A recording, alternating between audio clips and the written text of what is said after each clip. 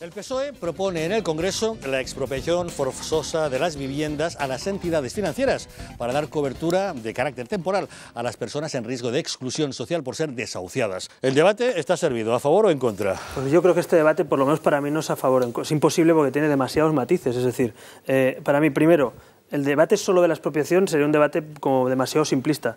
El decreto este, junto a otros decretos y medidas que se están tomando hasta el propio Gobierno de España, van en definitiva a casar la demanda con la oferta. Es decir, ¿cuántas viviendas vacías hay en España? ¿Cuánta gente está en exclusión? Es decir, se puede quedar literalmente bajo un puente y ese límite, ¿cómo lo casamos? Yo creo que eso los poderes públicos sí que tienen que hacer algo. Dicho eso, la expropiación. A mí me parece que hay que diferenciar los bancos que han sido intervenidos con dinero público, es decir, aquellos que tienen mayoría, digamos ya accionarial, donde hay unos pisos vacíos, donde hay gente que puede ver pisos vacíos de un banco que ha pagado con sus impuestos, pero que se va a la calle, y los que no han recibido dinero público. Me parece un matiz fundamental. Los que han recibido dinero público han sido rescatados. Creo que también hay que buscar una fórmula de que esos pisos salgan a la calle. La expropiación jurídicamente no me parece el mejor método. Me parece mucho mejor o ponerle impuestos, por ejemplo, a viviendas que estén vacías de entidades financieras, o se puede buscar mecanismos en positivo de que en la reforma financiera que no se hizo, en el balance poner una serie de condiciones sociales a cambio del rescate. Me parece que eso es bastante más razonable que la expropiación, que es la última medida excepcional que en este caso no se justifica. Hay más matices, incentivos fiscales para eso, es verdad, también yo estoy a favor, incentivos para propietarios, para que saquen los pisos al mercado, incentivo a los jóvenes y a gente en situación de exclusión que alquile.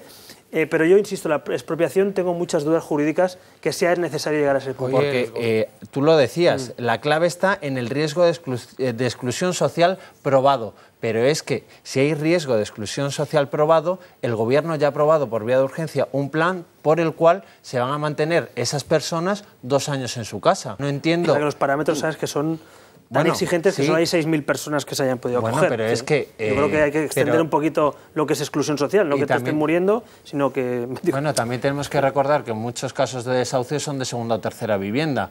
De un empeoramiento financiero en el que estoy límite, pero a lo mejor dentro de otros 3-4 años me va bien, me va mejor y recupero. ¿En qué términos me quedo con esa casa? Pero es que además nos están... Hombre, los bancos, la distinción que hacía antes Albert, que me parece interesante.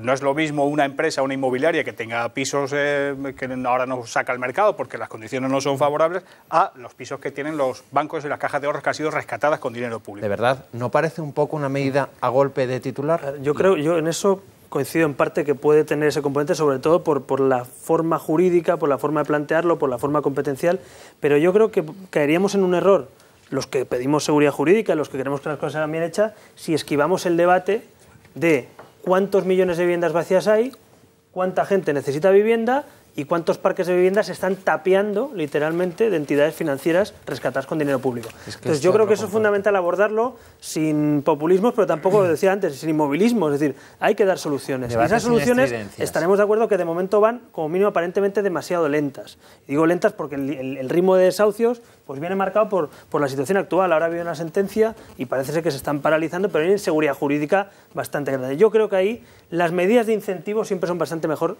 que solo las de castigo. Siempre. Es decir, si tú das fiscalidad, una buena fiscalidad al propietario y le incentivas a que lo haga, si tú das una fiscalidad más gravada a aquel que tiene 2 o 3 casas vacías, cuando yo estoy de acuerdo, que es verdad que tiene que tener una función, y yo no creo que las casas sean como las acciones en bolsa, porque son viviendas y sobre todo porque hay un derecho que no es a comprar una casa, pero sí es acceder a él. Cosa que los poderes públicos deben ver cómo accedes a una vivienda, a un techo. Entonces yo creo que ahí el matiz es ese, porque podía caer el error incluso el Gobierno de España, que por una cuestión competencial o quien pueda ver con esto como una medida populista no aborde de fondo el debate y entremos en una batalla de trinchera ideológica.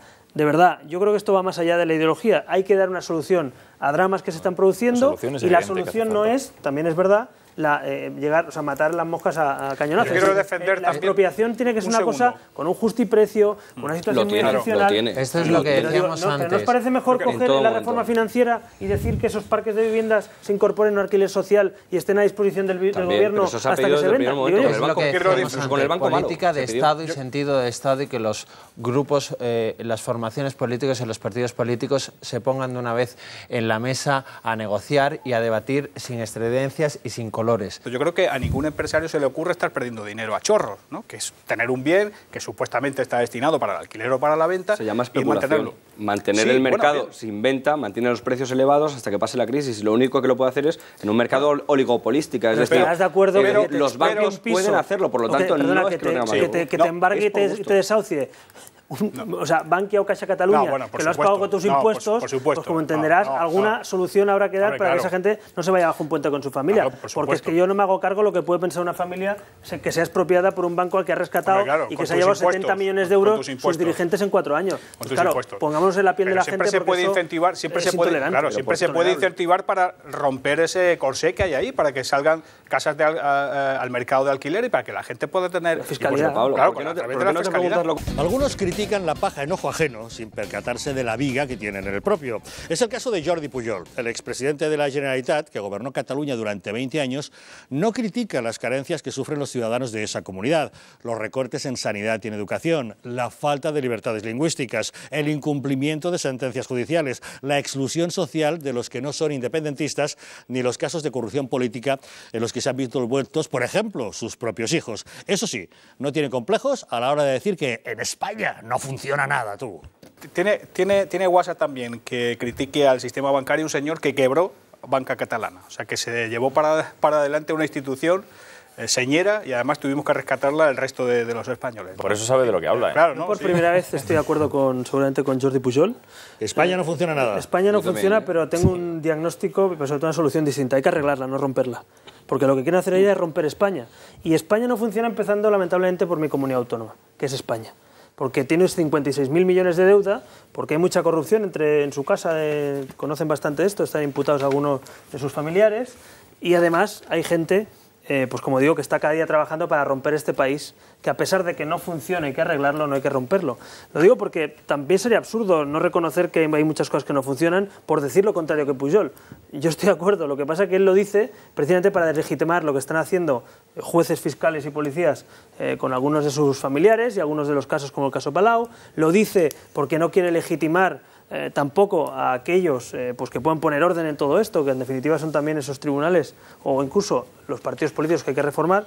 Yo creo que España hay muchas cosas que no funcionan, pero que hay que arreglarle, que nos levantaremos de esta, a pesar de Pujol y a pesar de este tipo de gente, ¿no? Al señor Pujol sí que le gustaba España en otros momentos, de todas formas. Claro, Y al señor Pujol no le gusta ahora España porque no le gusta que la policía investigue, porque no le gusta que la justicia investigue y porque parecía Cataluña en determinados tiempos un chiringuito. Genios del trinque ahora hay más todavía que antes. Yo nunca lo hubiera creído, pero vista la actualidad... Pues no sabemos si será buena o mala la novela, pero actual... Vamos, Genios del Trinque le va que ni pintado, ¿eh? Segunda parte ya. Lo que me sorprende no es la palabra, porque ya estoy muy acostumbrado, pero lo que es un clásico dentro del nacionalismo es que lo bueno es gracias a mí y lo malo es culpa de los demás. Pero eso no es nacionalismo, eso es todo. Albert, eso es nacionalismo, especialmente en el nacionalismo, créeme que lo conozco un poquito, lo sufro. Es decir, aquí dice, España no funciona. ¿Y quién es España, hijo mío? O tú no eres parte de los que crearon este sistema autonómico, tú no eres parte de los que han montado este tipo de partidos que han acabado con 3, 4, 5, 6 casos en la justicia sin que nadie imita o con indultados, o tú no eres cómplice de cómo se han financiado los partidos políticos en España en estos años, o no es cómplice acaso Pujol de cómo se ha desarrollado el artículo 8º de la Constitución y las duplicidades y los gastos que se han endeudado como comunidades como la mía, como repetías, la más endeudada de España. Entonces, a mí lo que me hace gracia es que este señor dé lecciones cuando él ha sido corresponsable y directo, y yo me atrevería a decir que uno de los grandes responsables de cómo está España hoy. La prueba es que ha gestado un sistema de agravio, de falso agravio, de victimismo, no sé qué, que hoy Cataluña lamentablemente está fracturada en dos, por culpa, entre otras cosas, por discursos como el que Pujol no hacía en Madrid, pero hacía en Barcelona. Eso sí que es verdad que lo hacía muy bien. En Madrid, español del año, y en Cataluña, independentista. Eso es lo que ha hecho Pujol siempre. Ahora ya se les ha visto el plumero y ya los conocemos. Pero eso también es muy malo para España, lo que ha hecho Pujol. Pero que es común que Alberto Ruiz Gallardón, con la deuda del mayor ayuntamiento de España, 9.000 millones de euros, también considera que la culpa es de otros. Dice que no es suya, pero no dice que sea de los catalanes. Cifras totales, no puedes decir que Madrid es el que más tiene de cifras absolutas. Es el más grande de España. No, él dice que él decía su partido de Madrid, decía que era Zapatero el que le robaba. Para el caso lo mismo. Es lo que te quiero decir, Zapatero que toda la culpa es de los demás. Zapatero no es España, Zapatero es un político. Ya lo intentamos decir. Que tú nos robas a los catalanes. Pero ¿Te dice gusta? lo mismo. ¿Te gusta? Dice lo mismo. Ya, desde luego el nacionalismo en El general... nacionalismo ha generado que por el mero hecho de ser español ya consideras que te están robando. Y lo eso otro es por el mero hecho de xenofobia, ser del eso no se puede PSOE. decir. Eso genera enfrentamiento entre la población, es muy peligroso. No, pero aquí viene mi segundo mensaje. Lo que le pido al nacionalismo catalán es que construyamos entre todos. E hilo con lo que Albert decía. Bueno, o eso, o que no crear pidan, una alternativa que algún día no gobierne el nacionalismo. La solidaridad de todos. O van pero de ¿estás cara de acuerdo, o que no Pablo? pidan la ¿Estás de acuerdo solidaridad de todos? que el PP y el PSOE deberían abandonar ya la idea que se ha demostrado fracasada de que la forma de que frenar el nacionalismo es apoyándoles? O sea, nos podemos enterar que tenemos que construir una alternativa entre los que somos defensores, ya no diría de la Constitución, de la convivencia, del orden democrático. Nos podemos aliar, trabajar juntos para que en un futuro haya un gobierno autonómico donde haya una mayoría, ya digo, ni constitucional, una mayoría que no vaya por la vía de saltarse la ley. Me parece que es fundamental para este país, para España, hablo en general. Para construir juntos ese mensaje tan bello de construir juntos, lo que no podemos hacer es necesario, ¿no? Sí, perfecto, pero además es bonito. Pero no le podemos entonces atribuir al nacionalismo la mala gestión por ser nacionalista. Entonces, digamos lo que es nacionalista. Hombre, se gastan un poquito más de lo que deberían en algunas cosas. Pero que haya deuda es Pablo, por favor, de lo que gastan, que haya deuda es culpa de un mal gestor, sea nacionalista o no. Es decir, un buen gestor nacionalista no generaría esa deuda. Es verdad que hay un matiz muy importante, que es que ellos le echan la culpa a ti por el hecho de tener nacionalidad española. O sea, no es un debate. O sea, Zapatero puede gestionar mal, pero yo no diré que Zapatero ataca a España. Diré que Zapatero gestiona mal. A mí, si me permitís, unos señores que llegan a decir que los catalanes vivirían más años. Interrumpiros de manera ordenada, gritad flojito y la matiz un número, por favor. Un matiz muy breve, Pues macho, si no podéis ahora y no lo hacéis ahora... A veces cuando se ponen de acuerdo es peor, porque se ponen de acuerdo en meterte todavía más la mano al bolsillo. Sí, pero hay una cosa que es cierto lo que comentas, pero también hay que ver, vamos a ver la parte positiva de todo esto. No, por supuesto. Esta crisis económica, política e institucional está haciendo que los españoles, y lo digo primero yo y después el resto, seamos ciudadanos en mayúsculas. Sí. Seamos críticos. Más preguntemos cuánto valen las cosas. Eso es lo bueno. Preguntemos qué se vota. Preguntemos qué va a votar cada... O sea, vamos a aprender algo de esta crisis. Lo malo sería salir de esta. Ojalá que saldremos seguro y esperemos que pronto, pero que volviéramos a tropezar y salir... Que seamos ciudadanos y que tengamos derechos y que no nos discriminen. Y que pidamos... Me lo has puesto en bandeja. Críticas a España y alabanzas a Cataluña. Jordi Pujol lo ve claramente desde su punto de vista. Dice que después de 25 años de inmersión lingüística no hay problemas de lengua en Cataluña. No se puede hablar castellano. Se puede hablar castellano sin ningún problema. Solo faltaría, sin ningún problema. Es más, pero vamos a hablar de las aulas porque si muchísimo no, castellano en las no calles. existe un problema. A pesar del rodillo las nacionalista, peticiones es cierto eso. Pocas, hay más sentencias vamos para a que ver, vamos a explicar las cosas, lo de las peticiones. Ahora me lo pregunta uno por Twitter y dice, ¿cuánta gente lo ha pedido? Vamos a explicar cómo hay que ser funciona. un héroe, hay que ser un héroe para pedir. ¿Me dejáis explicarlo para que lo entienda la gente que nos está viendo? Porque es que hay mucha mentira. Es decir, o sea, para pedir en Cataluña que te escolaricen en las dos lenguas oficiales, y lo digo las dos, porque las sentencias prohíben que sea solo en una, y dice que en las dos, por tanto es mentira que sea solo en castellano, mentira, aunque lo repitan 1000 veces, hay que leerse la sentencia, lo que dice es que tienes que irte a la administración primero y luego a la justicia y estar 5 años con jueces para que tu hijo estudie en español en España, o sea, es una locura, una locura. Entonces, dice, es que solo hay 17 o 500 o 100, oiga, perdone, ¿y en Alabama cuánta gente pedía poder estudiar junto a los negros y los blancos? ¡Uno! Y el gobierno federal cumplió con su obligación e hizo cumplir una sentencia al Supremo. El gobierno de España tiene que hacer cumplir las sentencias en cualquier rincón del territorio. Y no hay cambio de cromos con CIU a cambio de pactos como en los 2 últimos años. Ya no gobiernan juntos, ya no hay excusas. Por tanto, tiene que hacer cumplir las sentencias. Y segundo, yo lo digo como catalán, que soy catalano parlante, no quiero pedir nada, quiero que me lo den. Es un derecho, no quiero ir a una carrera judicial de 6 años. Quiero que en España estudiar en español... Para escolarizar a un niño, Para escolarizar a un niño en la escuela pública. Es que es o sea, no quiero pedirlo. Y por último, quiero que quede bien claro que lo que estamos pidiendo es lo mismo que Artur Mas y Montilla han dado a sus hijos en una escuela privada, que hay que ser hipócritas para pagar, eso sí, con 1000 euros cada mes, que todo el mundo no los tiene. O sea, que estudien en 3 lenguas los hijos de los presidentes y que algunos nos hagan scratches y no sé qué, por pedir lo mismo en la educación pública a grupos parlamentarios, es de una hipocresía, un cinismo y un clasismo tremendo. Quiero que todo el mundo en Cataluña, y si algún día Ciudadanos depende un gobierno de mí, o de nosotros, o de un grupo de gente como nosotros, habrá una educación en catalán, en castellano y además en inglés, como por ejemplo se ha hecho en la Comunidad de Madrid. Eso es lo que hay, eso es las mentiras de que nadie lo pide, nadie lo quiere. ¿Sabes cómo se sabe eso? Poniendo una casilla que nunca han puesto y que incumple la sentencia. Yo desde aquí le pido a la consellera que si sabe que nadie lo va a pedir, que solo hay 500 familias, es muy fácil. Ponga usted la casilla, porque la religión lo pone. Ponga usted la casilla. ¿Quiere usted estudiar en dos lenguas o quiere estudiar solo en una? Por cierto, que está prohibido. Pues no se sabe que no se ha conocido nunca que esa alta inspección haya cumplido con sus funciones.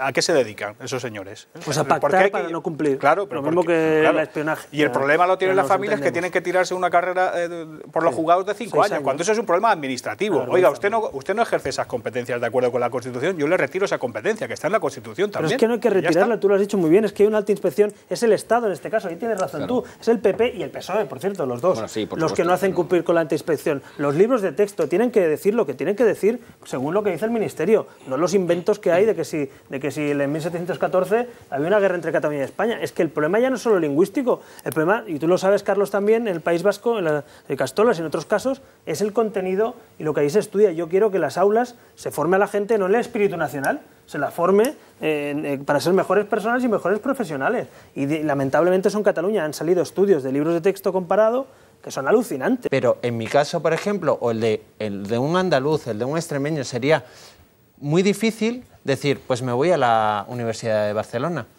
¿Sabes que antes habían colegios para los funcionarios, básicamente, donde hasta los años 90 por lo menos se respetó como mínimo que hubieran colegios para esos funcionarios que itinerantes por diferentes partes de España, que son cuerpos del Estado. Pero es que eso se cerró, y por cierto se cerró, y es así. El último que firmó el cierre del último colegio bilingüe en Cataluña se llamaba Mariano Rajoy i Brey. Y eso fue durante el Pacto del Majestic. Cuando era ministro de Educación. Es verdad, ¿no? las cosas como sean. Por tanto, yo como ciudadano español le pido al Gobierno de España, ya no se lo pido a Artur Mas, se lo pido al Gobierno de España que dé amparo a que se pueda estudiar en las dos lenguas oficiales. Nosotros nos vamos, les dejamos, volveremos el próximo lunes, como siempre, a las 10 menos cuarto de la noche en El Gato al Agua, y les deseamos que pasen muy buen fin de semana. Buenas noches.